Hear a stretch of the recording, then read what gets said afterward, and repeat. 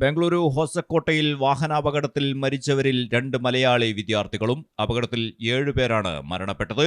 Yelahanka RV college വിദ്യാർത്ഥികളും മലയാളികളുമായ അശ്വിൻ നായർ, ഏതൻ George, കൂട്ടുകാരായ Arhan Sharif, Ayan Ali, Bharat, Farhan എന്നിവരാണ് മരിച്ച യാത്രക്കാർ. വിദ്യാർത്ഥികൾ സഞ്ചരിച്ച മഹേന്ദ്ര XUV വാഹനം ബൈക്ക് യാത്രക്കാരനെ ഇടിച്ചു തെറിപ്പിക്കുകയും തുടർന്ന് ഡിവൈഡറിൽ ഇടിച്ച് ചരക്ക് ലോറിയിലും മറ്റൊരു കാറിലും ഇടിച്ചു കയറുകയായിരുന്നു. ഇടിയുടെ ആഘാതത്തിൽ ചരക്ക് ലോറി മറിഞ്ഞു. കാറിലുണ്ടായിരുന്ന 6 പേരും ബൈക്ക് യാത്രക്കാരനുമാണ് മരണപ്പെട്ടത്.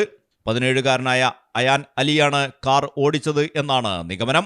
ഇടിയേറ്റ് തെറിച്ചു വീണ ദേവനായക്കനഹള്ളി സ്വദേശിയായ ബൈക്ക് യാത്രക്കാരൻ ഗഗനും തൽക്ഷണം മരണപ്പെട്ടു.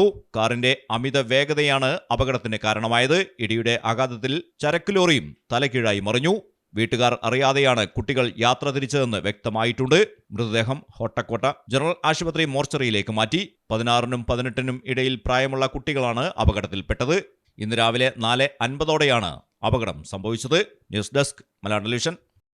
വളാഞ്ചേരിയിലെ ഏറ്റവും വലിയ bridal showroom MX Wedding Center, Valancheri, Pattambi, Kootanad, Koppam and Kecheri.